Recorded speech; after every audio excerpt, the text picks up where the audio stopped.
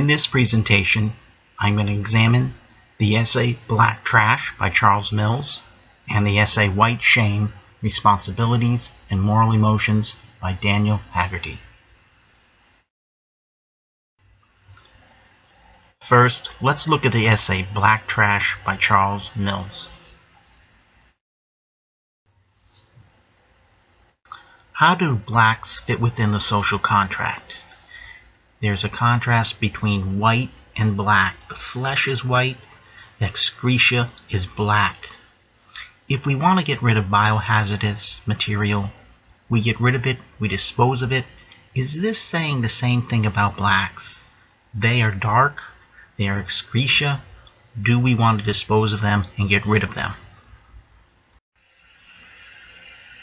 In this social contract, it is a racial contract of exclusion. It may seem raceless, but it is in favor of white citizens. White persons are more valued than non-white sub-persons. This is where space becomes racialized. There's a difference between white space and black space. White space is civilized, cultured. It represents civilization. Black space is a space that is dangerous. It is inhabited by savages. It is to be avoided. It's interesting how the two colors, white and black, oppose each other, not just in the color range, but in a cultural sense. White representing good and purity, black representing evil and ugliness. The color symbolism can even be contained within a white body, because in a white body there are dark areas, armpits, the genital region, the anus. These are areas that are hidden, that are dark, and they may also represent areas that are seen as polluted, also identifying with blackness. Culture is based on color. Whites are civilized. They have high culture. Blacks, they're heathens, they're savages, they're barbarians. They need to be controlled, contained. They need to gain culture. Workspace also has a division of labor based on the color line. Whites are doing labor that involves thinking, solving problems, while blacks are doing the most dangerous work that is unskilled and just manual labor. There's a difference between white trash and black trash. White trash is a term used by whites to point out to other whites that they are a cultural embarrassment and they need to change. Black trash is kind of redundant. Blacks are already seen as disposable. They are already trash. Blacks are also contained. They are in certain groups, in certain jobs. They are dependent on others. This forces them to be contained in a certain region, a certain space. That's why white space and black space is different. White space has more resources, more opportunities. Black space is a space of aversion. Whites don't go into that space. It is a space of nothingness. It is empty, has no resources. The second essay I'm going to examine is White Shame, Responsibility and Moral Emotions by Daniel Haggerty. When evaluating historical events of racial discrimination, Haggerty feels that there's too much emphasis put on guilt and not enough put on shame. Too much emphasis put on the act, the behavior, the negative event, and not enough emphasis put on shame, where it focuses on the self, the individual.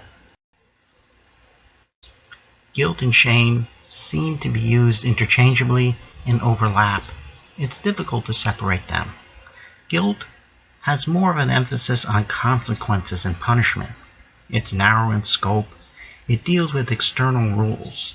Individuals want to complete reparations and get it over with. Shame lingers much longer. It's about the self, about personal and interpersonal appraisals. There's a difference between shame cultures and guilt cultures. Guilt cultures focus on the negative events, and there's an impersonal morality, while shame cultures may also focus on the events, but it's more of a face-to-face, a personalized event dealing with the self.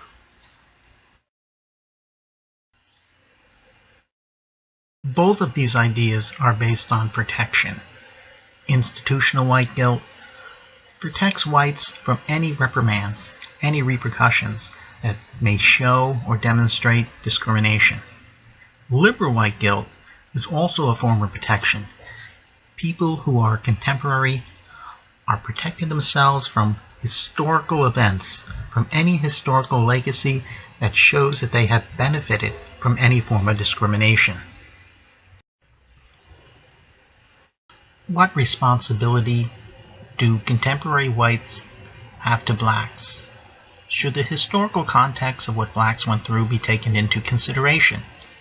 Or should it be wiped out? Should the slate start over and begin anew? The problem with this is that there is an imbalance of power. If power was distributed equally, we could start anew. But the historical presence, the historical imagination, still influences today's society. Taint is a powerful concept because it makes historical events contemporary. Looking at events like slavery or forms of discrimination become contemporary.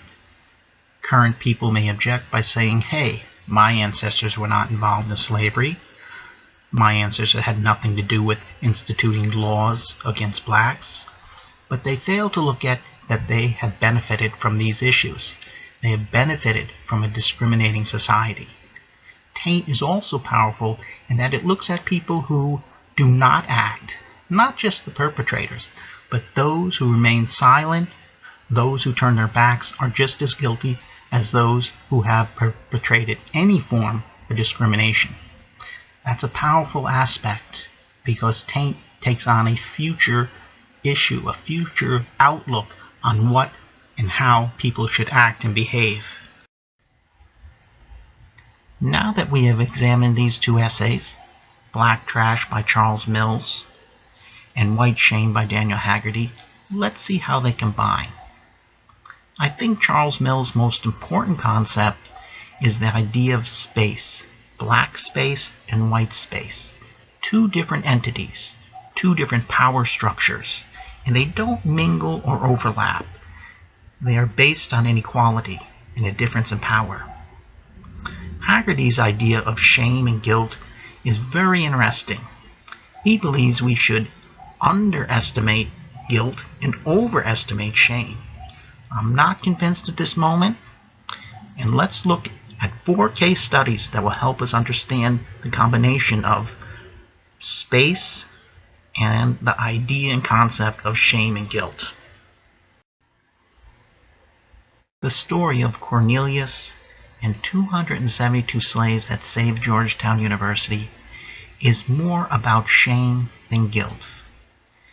It is personalizing this event, Cornelius, Cornelius, Cornelius, repeated over and over again, as if we know him.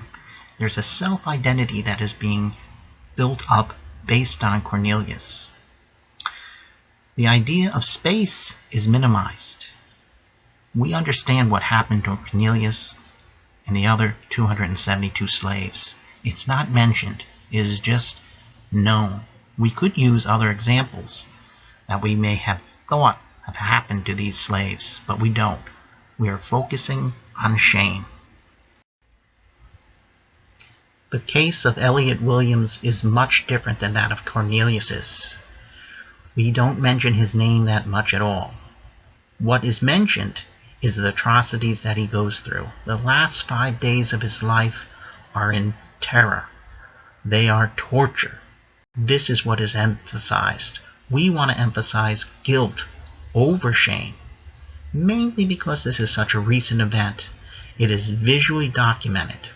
This is within a space of a jail, with all of the black population, the high percentage of black population in jails, This is a black space, and we don't want to focus on shame. We want to focus on guilt. The video Formation by Beyonce is definitely a black space. This is New Orleans.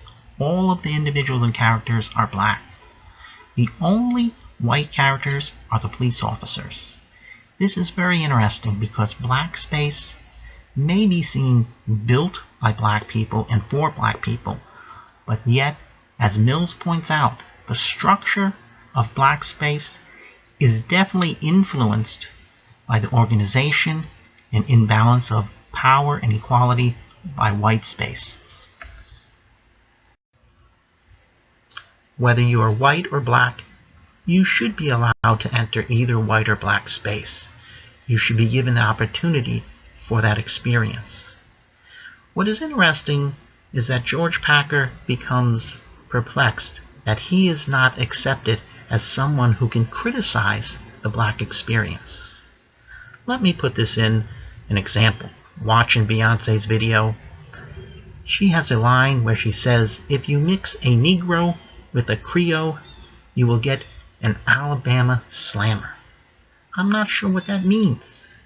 I think someone from Louisiana region, someone who is in this space, experiences this, could do a better job at explaining this. Maybe it is a new genetic creation that has a new place in the physical and social world. I'm not sure.